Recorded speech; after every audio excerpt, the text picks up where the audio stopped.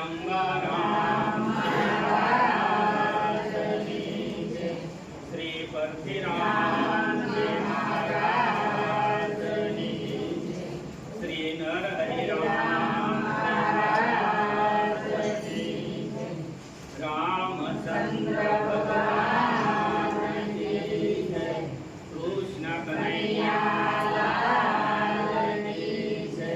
સનાતન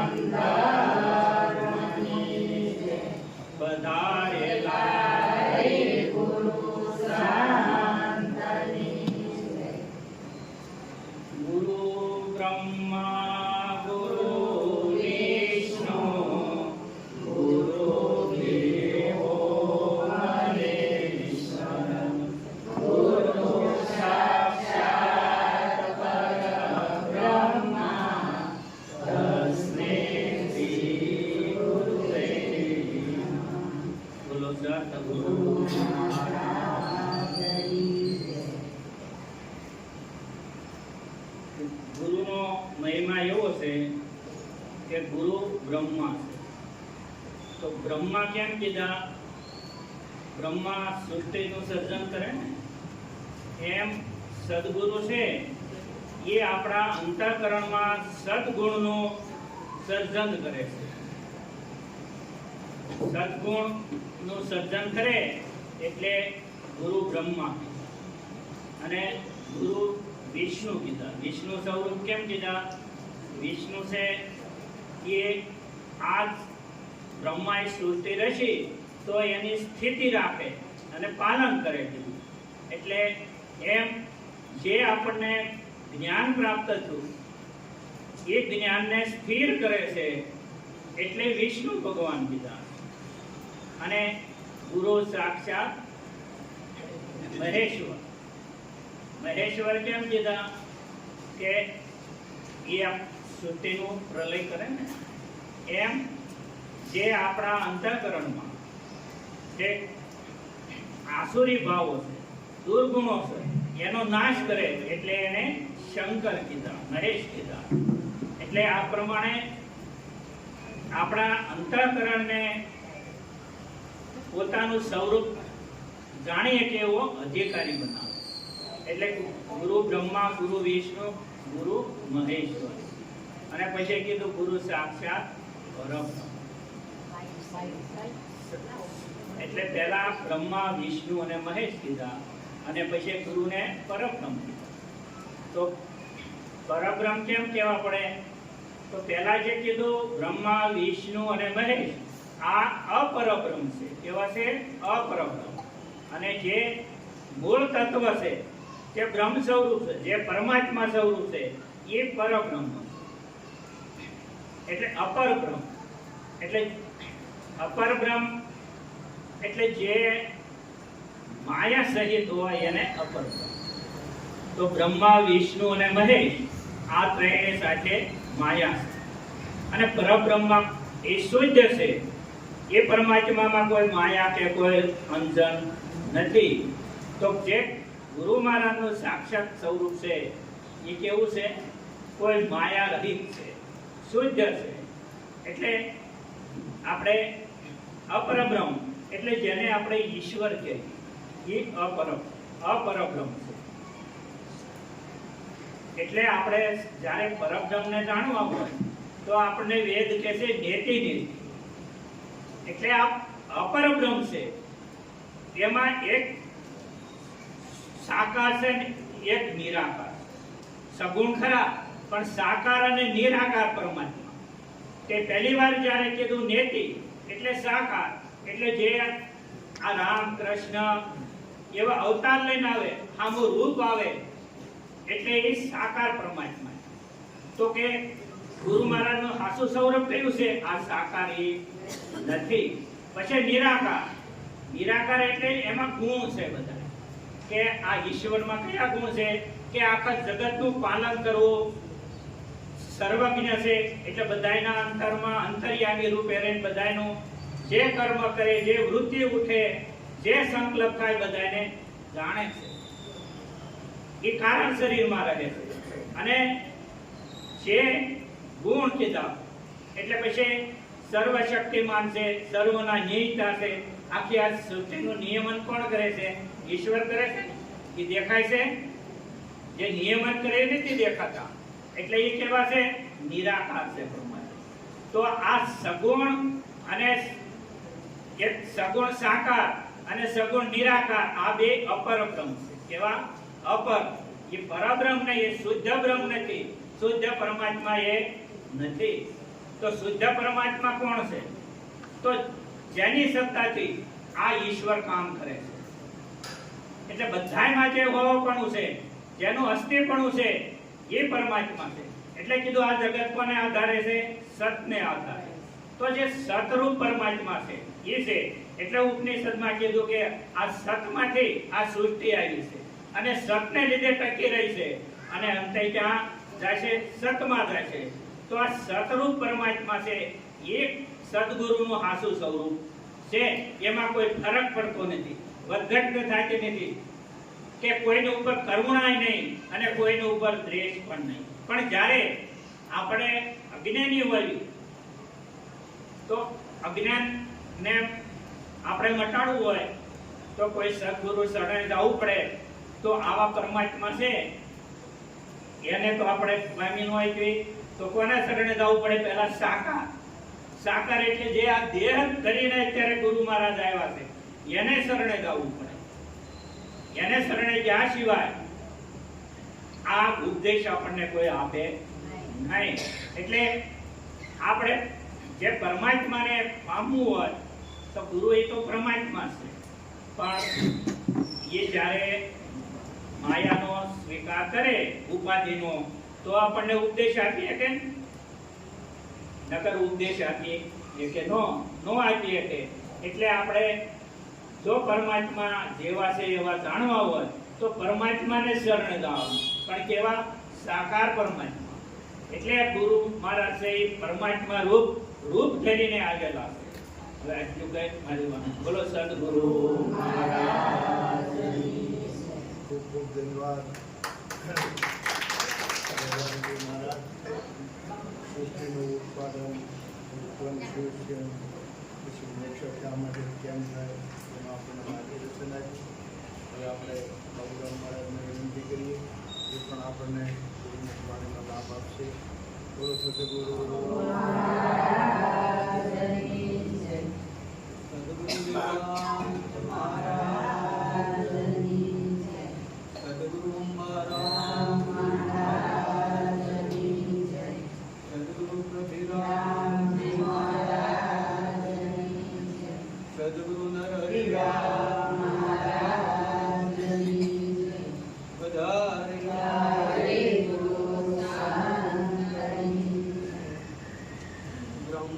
ब्रह्मानन्दं परम सुखदं केवलं ज्ञानमूर्ति द्वन्द्वातीतं गगनसदृशं तत्त्वमस्यादिलक्षणं हरेकं नित्यं विमलं सर्वं सर्वाधिसाक्षीभूतं भावातीतं त्रिगुणरहितं सद्गुरुदेव तं नमामि. सद्गुरुदेव सद्गुरु બ્રહ્માનંદ.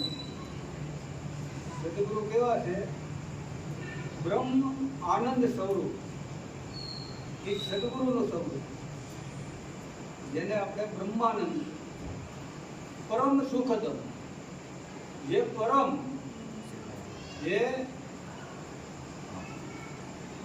જે પરમ સુખ એટલે એ સુખથી મોટું બીજું કોઈ સુખ ના હોય એવું જે સુખ છે એ આપણને સદગુરુના શરણે જવાથી પરમ સુખ આપનારા સદગુરુ છે. અને કેવલમ જ્ઞાન મૂર્તિ. સદગુરુ છે એ કેવી મૂર્તિ છે?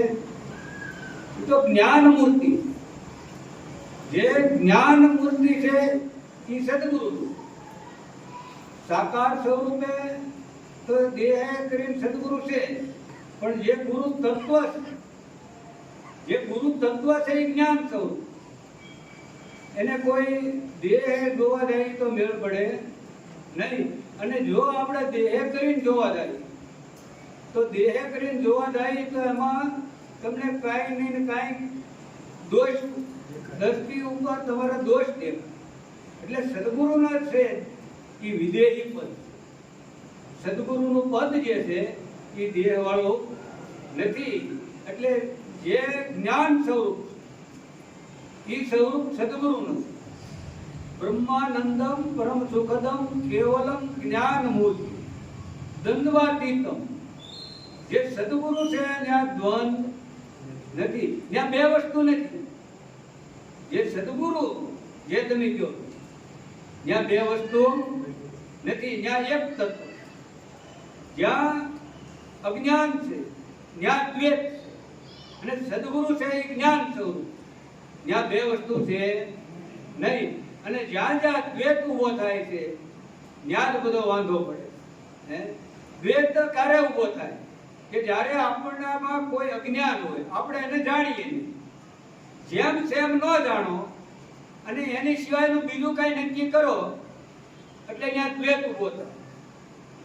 જેમ અંધારું હોય અને અંધારામાં રજ્જુ એટલે દોરડી પડી હોય અને દોરીને બદલે આપણે જો એમાં સાપ ભાસે, સાપ નક્કી કરી અને સાપ નક્કી કરો એટલે ભય ભાસે. દોરી છે એમાં કોઈ જાતનો ઝેરનો વિકાર નથી, પણ જે આપણે અંધારાને લીધે જેમ સેમ આપણને એનો નક્કી ન થયું અને દ્વૈત એટલે એમાં બીજું ઊભું કર્યું.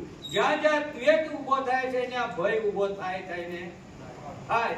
પણ જે અદ્વૈત છે એ સદગુરુનું પદ, એ પરમાત્માનું સ્વરૂપ અને એ તમારું સ્વરૂપ. પણ જ્યાં જ્યાં આપણે બે નક્કી કરશું ત્યાં ત્યાં તો આ ભય ઊભો છે ને છે. એટલે દ્વંદ્વાતીત છે, એમાં કોઈ દ્વંદ છે. ગગન સદસ્યમ દ્વંદ્વાતીતમ.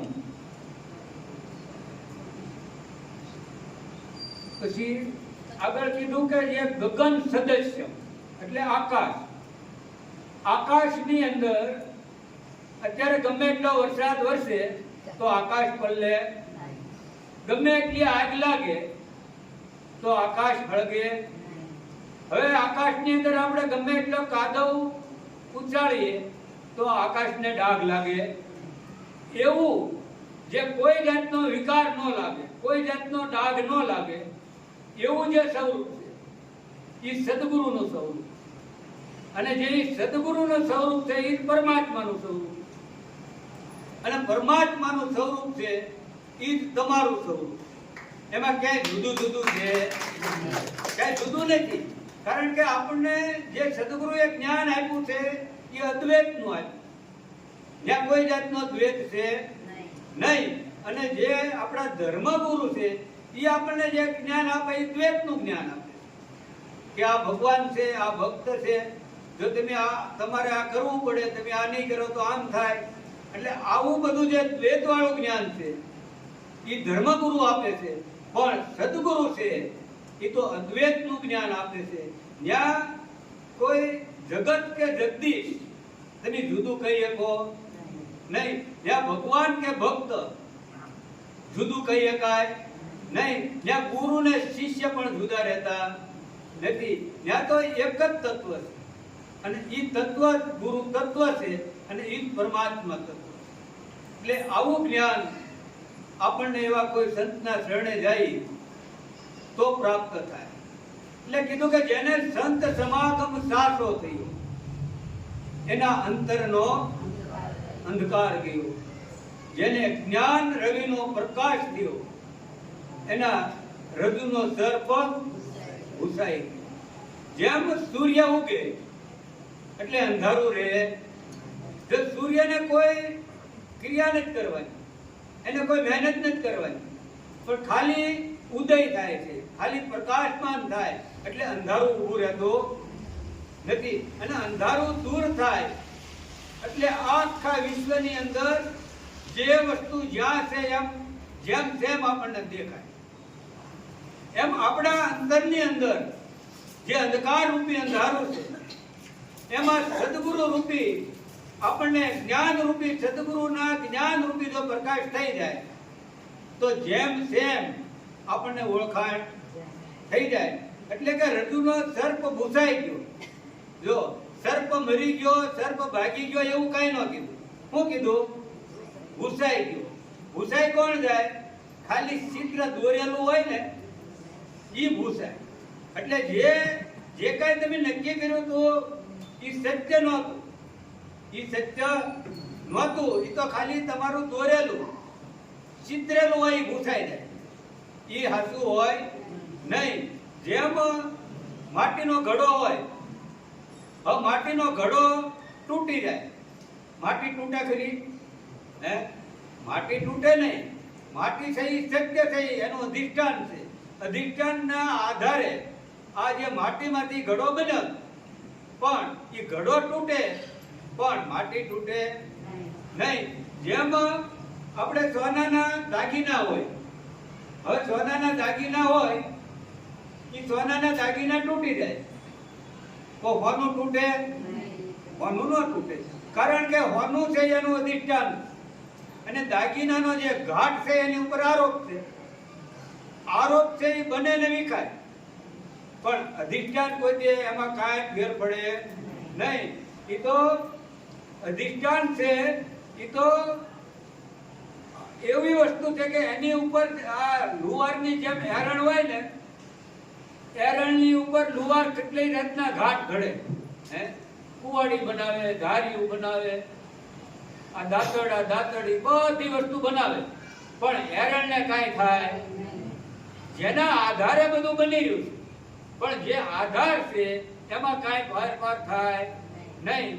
જેમ આ કપડું છે, હવે આ કપડું છે, કપડું તૂટી જાય પણ રૂ તૂટે નહીં. કારણ કે જે રૂ છે એનું અધિષ્ઠાન આ રૂમાંથી જ બન્યું છે. પણ વસ્તુ એમ છે કે જ્યાં સુધી આરોપ દેખાય ત્યારે અધિષ્ઠાન દેખાય, અને જ્યારે અધિષ્ઠાન દેખાય ત્યારે આરોપ ઉભો રહે.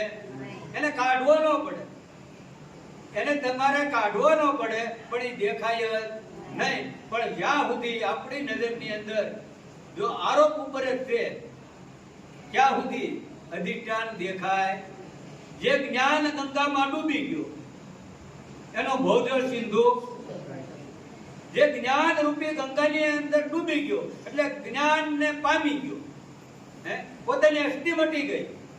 સદગુરુના શરણે ગયા અને જે જ્ઞાન આપણને પ્રાપ્ત કર્યું એ જ્યારે પ્રાપ્ત નહોતું કર્યું ત્યારે હે, હું ભાઈ છું, હું બેન છું, હું પટેલ છું, હું બ્રાહ્મણ છું, હું બ્રાહ્મણ, ક્ષત્રિય, વૈશ્ય, આ બધું ઊભું. પણ જ્યારે સદગુરુના શરણે ગયા અને આ જ્ઞાન ગંગામાં ડૂબી ગયા એટલે એકરૂપ થઈ ગયા, એટલે એનો આખો ભવજળ સિંધુ સુકાઈ ગયો. એનો આખો ભવજળ સિંધુમાં કાંઈ વધ્યું જ નહીં. હે, જે આ આપણી જ્યાં જ્યાં નજર પડે આખા વિશ્વની અંદર એમાં આ પાંચ વસ્તુ: અસ્થિ, ભાતિ, પ્રિય, નામ અને રૂપ. જો આપણી દ્રષ્ટિ જ્યાં સુધી સદગુરુના શરણે નહોતા ગયા ત્યાં સુધી નામ અને રૂપ ઉપર હતી. અને નામ ને રૂપ છે ને જ્યાં આખું જગત છે, જ્યાં આખો આ ભવજળ સિંધુ ભરેલો છે, ક્યાં? નામ ને રૂપ. પણ જ્યારે સદગુરુના શરણે ગયા એટલે આપણી દ્રષ્ટિમાંથી નામ ને રૂપ હટી ગયું. અસ્થિ, ભાતિ ને પ્રિય જે પરમાત્માના સ્વરૂપ છે. અસ્થિ એટલે છે, ભાતિ એટલે હોવું, અને પ્રિય એટલે જ્યારે તમને જેમ સેમ ઓળખાણ થાય એટલે પ્રિય લાગે. અને જે પ્રિય છે એ પરમાત્મા. અને જે બધાથી જો પ્રિય હોય તો તમને વધારેમાં વધારે પ્રિય કોણ?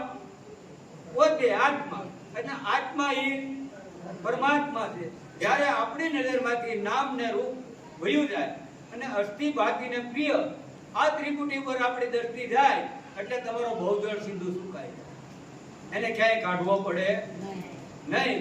જે સપનામાં ભયભીત થયો, હે, જાગીને જોતા એનો સંશય કર્યો. સપનાની અંદર આપણે એવું કોઈ ભયાનક સપનું આવ્યું હોય, બિહામણું, હે, અને એવો ભય લાગ્યો હોય, એટલું મહેનત કરતા હોય, દોડતા હોય, પણ ભય જાય નહીં. પાછળ સાપ પડ્યો હોય અને ગમે એટલો દોડી હમણાં આપી જાય, કરડી જાય, પણ હવે એમાંથી ભયમાંથી મુક્ત થવું હોય તો શું કરવું? સાપને મારી નાખવો? હે? કોઈ સાધન કરે ઈ ભય મુક્ત થવાય, પણ ખાલી જો જાગી જાય તો એમાં એક તલભાર પણ ભય રહે નો રે. એમ આ જગતની અંદર એક આ જાગ્રત સપનું છે. હે? આ માયાની ઊંઘ છે, એની અંદર આ એક જાગ્રત સપનું છે. પણ એમાંથી જો જાગી ગયા, આપણે આવા સંતને શરણે ગયા અને આપણને જગાડી દીધા, તો કે જાગે જગતનો દિશે એને સંશય પીડા. હે? આ તો બધા મોહ નિદ્રાની અંદર ઉતારતા એટલે આ બધા સંશય ઉભા થયા.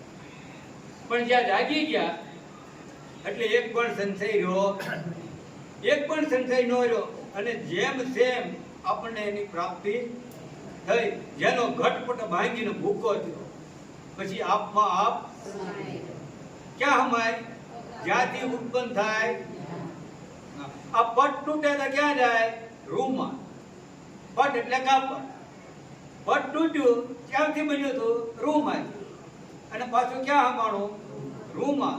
એટલે આ અધિષ્ઠાન ઉપર જે કાંઈ આરોપ હતો એ આરોપ બાદ થાય એટલે અધિષ્ઠાન છે, બીજું કાંઈ વધે? બીજું કાંઈ વધે નહીં. એટલે જેને બકરાપણાનો બોધ થયો, પછી કેવળ કેસરી. હવે બકરાનો બોધ થયો એટલે બકરો રહ્યો એ હતો જ સિંહ. બકરો હોય તો સિંહ બને? બકરો હોય તો સિંહ ન બને. આ તો એક એને ભ્રાંતિ હતી કે હું બકરો છું. હે? એમ આપણને એક આ ભ્રાંતિ થઈ ગઈ, હું જન્મો છું, મારે મરવાનું. હે? પણ જ્યારે આ જ્ઞાન થઈ જાય આપણને એટલે આ ઊભું રહે નહીં. પછી તો કેવળ કેસરી સિંહ. એટલે તમારા સ્વરૂપ સિવાય બીજું કાંઈ વધતું નથી. પણ ક્યારે આપણને એવા સંત મળે એ પહેલા કઈ મેળ પડે એવું નથી. એટલું બોલી મારી વાણીને સદગુરુના શરણમાં સમર્પણ કરું છું. બોલો સદગુરુ.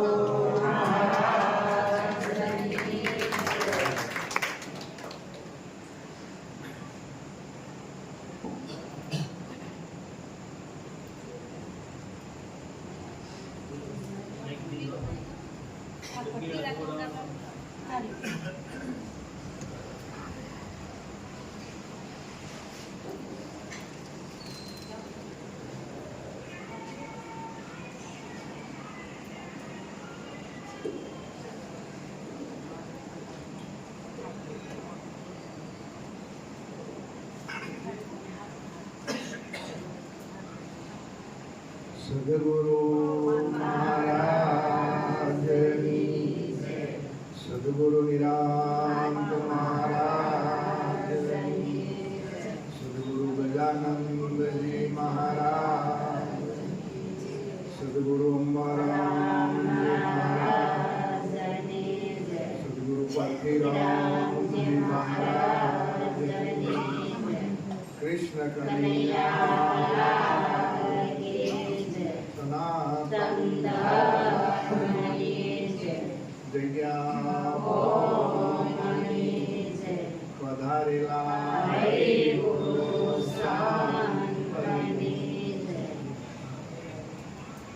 આજે આ સુંદર ને પાવન પ્રસંગ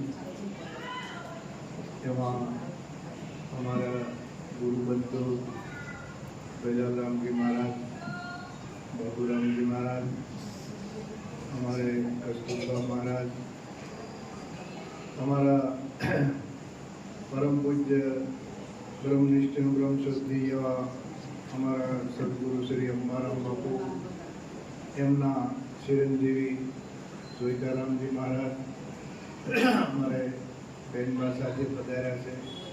सौने हमना दर्शन करी अमे पण कृतार्थ थया छीए, कारण के આજે જેમણે ગુરુ મહારાજના સાકાર સ્વરૂપે ન જોયા હોય, નિરાકાર સ્વરૂપે તો મારા તમારામાં બધે ગુરુ મહારાજ હાજરા હાજર છે.